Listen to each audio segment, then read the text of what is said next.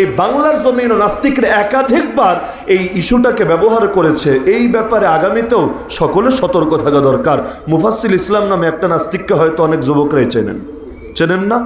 এক সময় মুসলমান হয়ে বয়ান শুরু করে দিয়েছে, অনেকে থেকে বুকে টেনে নিয়েছে, আরে একটা নাস্তিক মুসলমান হয়েছে। আর আমাদের হালত কি জানেন?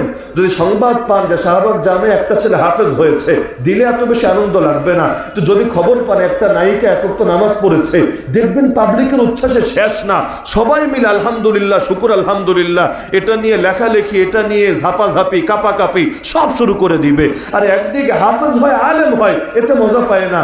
আর আরেকদিকে কোন মিডিয়া কর্মী কি করে না করে এগুলো নিয়ে আগ্রহ শেষ হয় না। এমন খ্রিস্টান খেলোয়াড়ও সৌদি আরবে গিয়ে কালচারাল পোশাক হিসাবে যদি খেলে জুব্বা গায়, আর এরপর যদি নাচে, গান গায়, মদ খায়, সবই করে, তারপরও খুশি হয়, দেখেছো আমাদেরও খ্রিস্টান খেলোয়াড় হুজুর হয়ে গেছে। তো এগুলো নিয়ে আগ্রহ বেশি কাজ করে। তো এই নাস্তিক কিছুদিন নিজেকে মুসলমান দাবি করেছে, অনেক ফ্যান ফলোয়ার জুটিয়েছে, কিন্তু দিন শেষে আবারও কাফের হয়েছে। তো এরা নিজেদেরকে মুসলমান দাবি করে মানুষের আবেগটাকে কাজে লাগিয়ে ইসলামের গোড়ায় গোড়ায় এমন এমন আঘাত করে। আমি আপনাকে অন্তত 1000 সিরাতের সন্ধান দিতে পারবো। সিরাত মানে বোঝেন? আল্লাহ রাসূল সাল্লাল্লাহু আলাইহি ওয়াসাল্লামের জীবনী, যেগুলোর লেখক কাট্টা কাফের, কিন্তু লিখেছে নবীর জীবনী। বলবেন কেন? মহাব্বতে? হ্যাঁ, কেউ কেউ মহাব্বতে করে, সেটা আলাদা। তোমাকে ভালোবাসি হে নবী, সিরাতের একটা বই আছে, পড়লে আমি এমন কোনো পাঠক দেখি নাই যে কাঁদে নাই। আমি নিজেও কেঁদেছি, কারণ এমন আবেগ দিয়ে, হিন্দু লোক কিন্তু এমন আবেগ দিয়ে লিখেছে, চোখের পানি ধরে রাখা যায় না। কিন্তু আমি আপনাকে এমন অন্তত 1000 সিরাতের নাম বলতে পারবো যেগুলো আবেগের জায়গা থেকে লেখা হয় নাই, লিখেছে বিশাল করে। কোনোটা 2000 পৃষ্ঠা, 4000 পৃষ্ঠা, 2 খণ্ড, 4 খণ্ড, 5 খণ্ডের কিতাব। পুরো কিতাবের মধ্যে নবীর গুণাগুণ, নবীর বৈশিষ্ট্য, নবীর ভালো দিক, নবীর এমন এমন সূক্ষ্ম বিষয় যেগুলো নর্মালি আমাদের আলোচনায় আসে না, সব ভালো বলে বলে 1-2 জায়গায় গিয়ে একটু বিষ ঢুকিয়ে দেয়। সবই তো ভালো, তবে আমাদের চায়ের দোকানে আমরা গীবত করি যেমনি, আরে অমুকের এইটা ভালো, ওইটা ভালো, ওইটা ভালো, ওইটা ভালো, 10 মিনিট খালি ভালো আর ভালো আর ভালো। এরপর একটু চিন্তা করি, সবই তো ভালো, তবে এরকম তবে দিয়ে একটা গীবত আমরা করি নাকি করি না?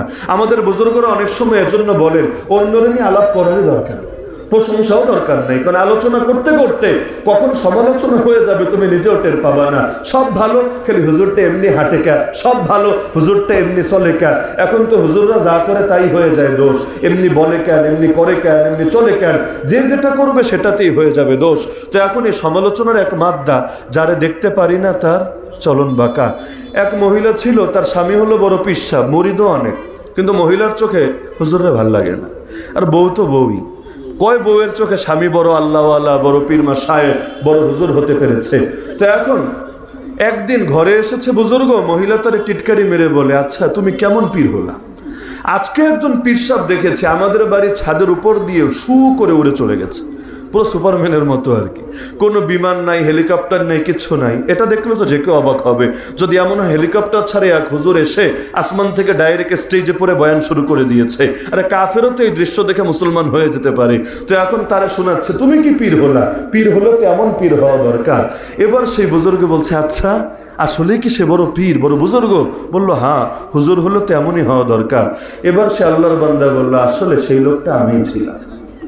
এখন বউ তো পড়ে গেছে বিপদে, প্রশংসা তো করে ফেলেছে, এজন্য আস্তে করে জিহ্বায় কামড় মেরে বলে, ও আচ্ছা, এজন্য আমি ভাবছিলাম ওরে তো ওরে শরীর রূপে ব্যালেন্স রেখে উঠতে পারছে না কিসের জন্য, একদিকে এমনি কাইট হয়ে উঠছে কেন? যদি এতই কামের লোক হতো সোজা হয়ে উঠতো, একদিকে বাঁকা হয়ে উঠছে কিসের জন্য?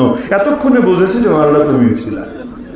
তো এখন ওরাই কৌশল ব্যবহার করত যে সকালে মুমিন বিকালে কাফের, যাতে করে মানুষ ধোঁকা খায়, প্রতারিত হয়। কিন্তু আমি এটাই ভেবে পাই না, আবু লাহাব একটা বার যদি অন্তত আইওয়াজ করার জন্য কালেমা পড়তো, বহু লোক এই সূরা লাহাব নিয়ে সন্দেহে পড়ে যেত।